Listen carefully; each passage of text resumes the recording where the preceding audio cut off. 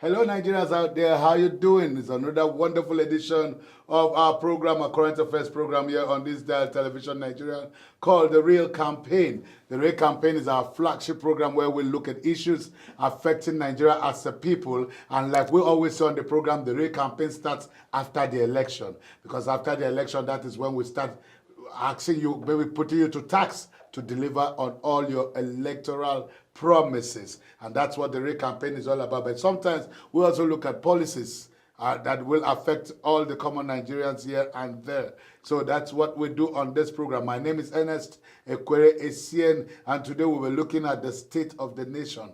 For the past few months, there have been issues here and there. There have been things troubling, and there have been some good news here and there. So we're going to be looking at, we're having a proper overview on all of this and many other issues that will be discussed on the program. Like I did mention, my name is Ernest Ekwere-Essien. I also have with me a guest. He's a very versatile young man, very vast to be precise, award-winning young Nigerian that's gone out to represent the youths very well. He's an ambassador, and he's the head of policy division of the African Youth Union Commission. He's been awarded so many awards. He got one very massive award on leadership in faraway Switzerland. He is Ambassador Ndubisi Idejora Kalu. It's good to have you on the program. Once again, thank you very much. This is about the third time I've had you on the program. And I'm always happy to have you on the program because I know when it has to do with policies, when it has to do with the nation Nigeria, you're a passionate Nigerian. So without much to do, let's look at it. Generally, this past few months, how have you seen things generally in Nigeria? Well, the general the election matters in Nigeria. The political the politosphere, if you may, the political atmosphere in Nigeria is becoming more matured. Okay. Okay. What you see playing out today, factions breaking out, people coming together, realigning together. This is healthy for our democracy. Somebody told me that that's the beauty of democracy. You know, it is like wearing only one type of cloth all the time. It doesn't make sense. When you get to the stage where you can change clothes, you know, put on something with, try other colors you've never worn before. That is the beauty of it. Yes. Yeah. So sometimes cross-carpeting, going there, the breaking out of factions and all that, it's very healthy for democracy. Well, it is the idea of creating factions is healthy, but the idea of cross-carpeting, like we say here in Nigeria, is very dangerous. I'll tell you why. Okay. You see, normally political parties must have ideologies. Okay. And your upbringing actually shape whatever ideologies you will have in the future. And so it is difficult for you to wake up one day and change your ideology. Now you align yourself with a political party that represents your ideology. It is really very disheartening that in this part of the world, you see, when you look at the United States, you see a conservative party, you see the Republicans, and then you see the Democrats. Yeah. Then they also have the independents. Absolutely. You see, whoever goes in there, you see him, you can easily identify if he's a conservative or a Democrat or liberal. So it's you look at Germany, for instance, you look at the Christian Social Union, who are conservatives. You look at the Christian Democratic Union. Then you see the FDP, the liberals. You see, every politician you find there portrays what his ideology is. Ideology So is, you don't just wake up one day and you find yourself in another party. And this is what we've not got to that stage here in Nigeria and much of Africa where political parties can represent ideologies. And you can find people going into such political parties to represent those ideologies. When we get there, you would find this case of people cross-carpeting not too often. It is not healthy for our democracy. So are we from what you're saying now, that means when the former president, military president Babangida introduced the option A4, Yeah. that only had two political parties, that was the Social Democratic Party and the National Republican Party, NRC. Yeah. Convention. Remember, they had two parties, and one was the Republican and one was the Democrat. Yeah. Democratic, you could say. And that election till date was still touted as the most credible election ever held in Nigeria. Yeah. Are you suggesting that maybe if we could go back to that form of, because like right now we have over 100 political parties or thereabout, and you can see 30 coming together to form a coalition, and other than so many political parties that anybody can just wake up and say, I have a political party. Well, like I told you, Ernest, you see, diversities are really healthy for us. In my own thinking, the idea of Nigeria having two mainstream political parties, like in the case of the Babangida era, will not be healthy for us. You see, that election you were citing was a case where Nigerians understood the plan of somebody and rallied around the person, MKO Abiola. It was actually a case of Nigerians wanting to have somebody who identified himself with the grassroots. So for a multicultural country like Nigeria, having just two political parties, two mainstream political parties, will not be enough to give the people a voice. The idea of political parties, where you have conservatives, you have liberals, you have the labor, you have the youth in a population where you have a massive growing population. It helps to bring forth the voice of the people. And when you contract the people like that, I mean, I keep telling people the American democratic system may be so beautiful as it is, but Nigeria has to copy a democratic system that has relativity to our cultural, diverse range. You see, that is why I admire the democratic system of Switzerland. You have different people, up to about four different people. You have the Italians, you have the Germans, you have the French, and then the Roma. Yeah, you mentioned the Roma.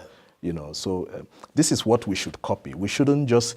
I have understudied the political structure of most of these countries, even China. If you look at China and you look at their economic structure, you see they design these things to suit them. You don't just borrow those things, copy and copy and paste. You don't just copy and paste. Democracy. You look at the diverse nature you have, and then think about a political structure that will fit in there. Earlier, before we started the program, I did mention something that I read somewhere, right. And I think I agree with that.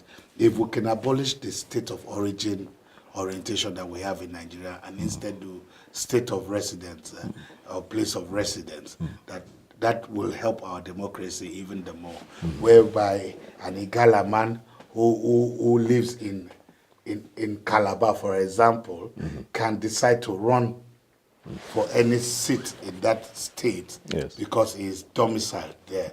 That, I think, could help our democracy better. Or what do you think? Well, I'll give you an example of what happened sometime. I had a presentation at the Ministry of Education, and I was supposed to make a presentation there, and I'm coming in there, the IT guy was setting up the things up, and I just jokingly just asked him, "Where are you from, brother?"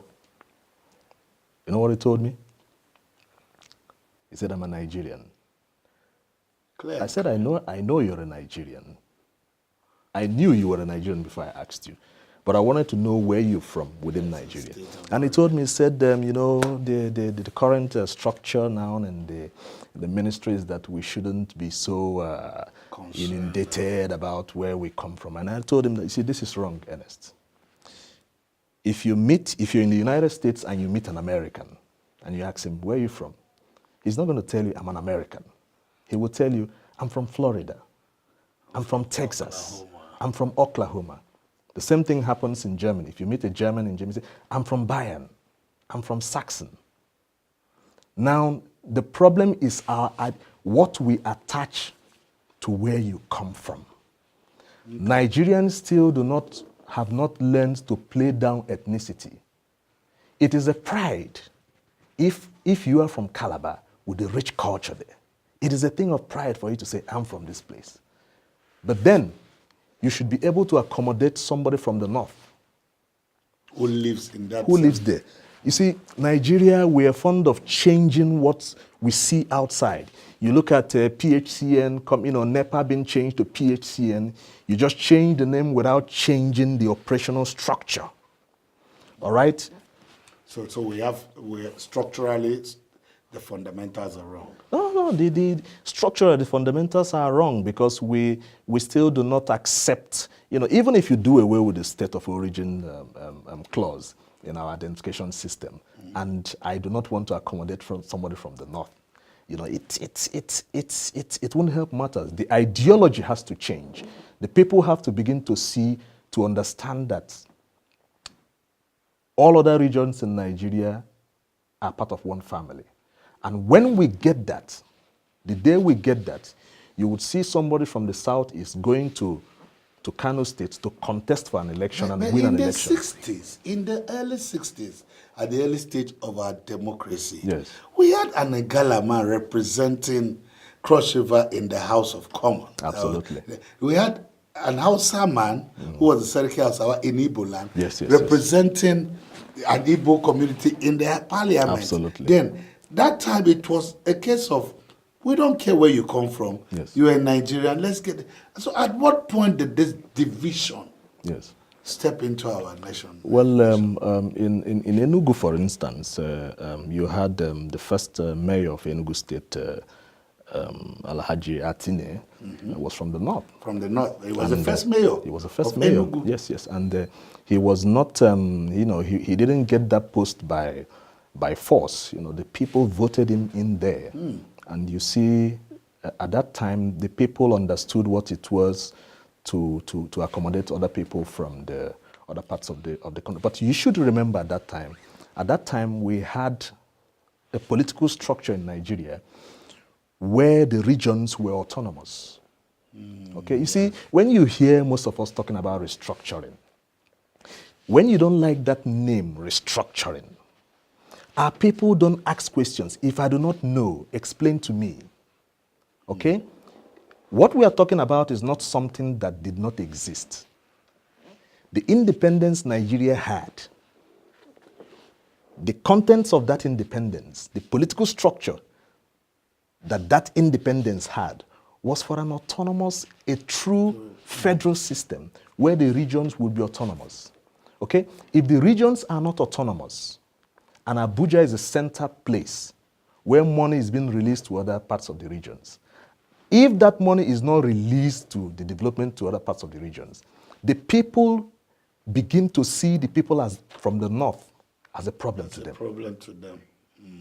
Okay, this is a simple human. So if there was an autonomy, I wouldn't need to wait for Abuja to pay my wages, to pay my salaries, to do everything. I could raise my own money. I can internally generate our own revenues to run what we're running. Then instead we pay taxes. Absolutely. To Abuja. To the center. And you wouldn't have any reason to becoming scared of somebody from the north. Because when you see him again, you're like, they have not released. Because what you just mentioned is what is even playing out recently, right now, where the NNPC remittance has been classified as very low as per what they are supposed to give. And there's a deadlock right now that if is not taking salaries for June will not be paid because the commissioners of finances from all the states that met at the FAAC, that's the Federal Account Allocation Committee, they just met even some days ago, and it was deadlocked. There was a deadlock because they still did not agree. There was no agreement. Absolutely. So and now the whole thing has been suspended indefinitely. So it just boils down to say that if all the states were generating their own income conveniently, and they were practicing the regional government like you did mention, where we run our things at the regional level, make our money, do everything. Because I remember when this was happening, we had the granite pyramids. Absolutely. The people in the north had no business going to look for oil. That's right. We had the refineries and the oil. Then we had the coal. In Enugu State. In Enugu State. Yeah. So when we ask questions, where did this all go? Yeah. You see, what Nigeria is coming up with a political model that the world has never seen before. Nigeria is coming. This system of the center being the major financier of other parts of the country. Nigeria is coming up with a political system that the world has never seen before. And when you come up with something new that has not been experimented before, you know how the long time it takes for you to get better. The true federal system, it is standard. It is practiced like that in Germany. It is practiced like that in the United States, the people we admire and copy. It is practiced like that in Switzerland, in the UK. The regions have to be autonomous. Okay? You can even go ahead to have your own flags. Intricately in Nigeria's political structure, if you look at Anambra State, if you look at Lagos State, you see their coat of arms. Okay? These things were already there. The regions have all it takes to survive. There is something in northern Nigeria that is not in southern Nigeria. So you need the north to survive. You need the north to survive. The south needs the west. The west needs the east. So each region will just produce what Absolutely. will complement the other region. Absolutely. So if I have oil and you need to get oil from me, Yes. you bring your farm produce Yes. to my area, I give oil to you. Absolutely. You bring your coal here, I give you granite. So that way each region will complement each other. Yes. So, but why are we not practicing that? Yes, you have many reasons for, to proffer as the reasons why we're not doing that. First is the political will. Okay, you need, I keep saying this, an informed and an honest political will. If the political will is not informed but honest, it cannot solve the problem. If the political will is honest and not informed, it cannot solve the problem. We need a political will, politicians and a government that will look at this situation and say, Nigeria is practicing something that has not been working, and then have the resolve to implement a true federal system where the regions, and I tell people it is not a 13% derivation or 20% of, the regions have to be autonomous to control what they have completely. In the political system, there is an agreement. For instance, let me give you the case of Germany. Bayern is the richest region in Germany. In Bayern, you have the agricultural and the technological strength of Germany, or hub, if you may. Now, in smaller states like Saarland, going by where the region, where that state is situated in, you do not have much of what Bayern has. Now, at the end of the day, Bayern contributes something higher than Saarland to Berlin, to the capital. Depending on what your earning system is or what you have, you contribute to the federal system, whilst making sure that the needs of your people are met. This is simple. It is not rocket science. Once this is done, Nigeria, competition will open up. You begin to see the granite pyramids again, because you look inward and say, wow, this is what I have here. I need to develop this to eat. If you have a house, Ernest, where you eat only chicken and goat meat every day, and suddenly you don't have the means of buying the goat meat and chicken again, you will look around and see what you can get fish. You look around immediately. So that is what happens. When the structuring system comes into place, you begin to look around.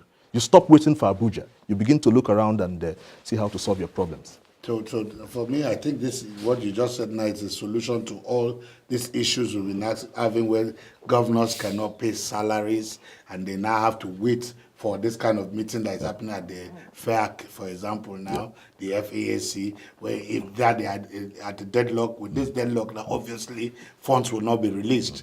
And if funds are not released, obviously the salaries are not going to be paid. But if everybody was autonomous, honestly, I agree with you that means everybody will have equal share of what is coming out, because I can afford to pay my own minimum wage at maybe 50,000 naira a month, while the other state, I think that's a system they practice in America. Absolutely. Where every state is autonomous. Because I remember watching a movie or even getting to read about it, that each state has their own policing system. If you're coming from Lagos, for example, to arrest somebody in Abuja, you need to take permission from there and even ask them to assist you to get this person. And if the law of the land does not permit you to come in and arrest this person, you can't even arrest the person for a crime he committed in Lagos State. Whereas that reminds me, the community policing and state policing has already gone through the second readings in the National Assembly. The bill is almost pushing to be passed, and the executive are not agreeing to it. What's your take on that? Well, Ernest, you see, I always talk about being informed. If you are a leader and you are honest and truthful and you're not informed, there is a vacuum that is created. If you have not understudied the people you copy and you want to bring in a system, you're lacking in something. State police is very healthy. Now let's give an example. Now there's a crime. A crime just took place in one part of Borno State. And the police needs to investigate what happened there. And then you send some brothers and sisters who are policemen and women from Akwa Ibom State who don't understand the language in Borno State, the Hausa language spoken there. They don't even understand the terrain. So how would they do not even know the corners where the criminals could operate from. They are policemen and women, but they have no clue. Now, if you have a situation where you have locals themselves who are in the police system, they know how to go undercover, speak to some few people, maybe camouflage themselves as market people and, speak with people. Figure it out. Go to those creeks where those guys go to smoke and take drugs and, because the thief who stole some, the criminal will go to where the criminal cannot go to a church to operate. When he steals his loot, he goes to the area where he can shine. So when you infiltrate that area, you can gather information. Oh, this man, he's not been spending money like this before. Now, suddenly he starts. You look at the currency. Okay, there was a bank robbery. You check the numbering of the currency. You find out that it was the same currency note that was taken from the bank. But you need to understand. You need to know the region, and this is what state police does. State police helps you to brings in the locals themselves who know the land, okay? Community policing, which is a very important part of security management, cannot be possible if you don't have the local state police. An old woman who doesn't speak English in Makodi or in Nsukka in Enugu State, an old woman who cannot speak English, who has some information to help you in your investigation, it's going to stop there. Her knowledge is going to stop there. But if she can, talk to the policeman and say, I saw something, I saw the movement. Speaking a language you can communicate with, then it makes it easier. So folks talking about some governors are going to, that it could be used as a political tool to intimidate. They're unfounded. But that will still not abolish even the federal police. Absolutely not. In all of this, because Absolutely the federal police will still be there, but the state police will run everything. The federal police can always go in and head an investigation like the FBI does. Sure. And all that. Okay. So because I also believe that if the state police is put in place, Yeah. that it will curb most of these killings. Absolutely, it will. Because the killings are just getting... The people doing these killings are not spirits. They are not ghosts. They are human beings. There are people who understand their language. There are people who know them. So if you have a police that understands or know who these people are, you can easily nip them in the bud. Talking about killings now, there's another new form of killer machines on our roads these days. Those are the tankers. Well, just as I was coming in, I was having a discussion with one of your staff at the reception there while I was waiting, and the young lady made a very interesting point. That's really, I think it will remain with me for a long time. You know, we're talking about the responsibility of the people. She said, look, take for instance, somebody goes to use a public toilet and goes there and messes the place up. He doesn't think of the next person who's going to come. He doesn't even think that he is going to come back to use that toilet again. You see, the president has just commissioned the train station. Beautiful, European standard.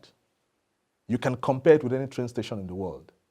But Ernest, I tell you, because of our inability to understand responsibility, not just responsibility on the part of government, responsibility on the part of the people.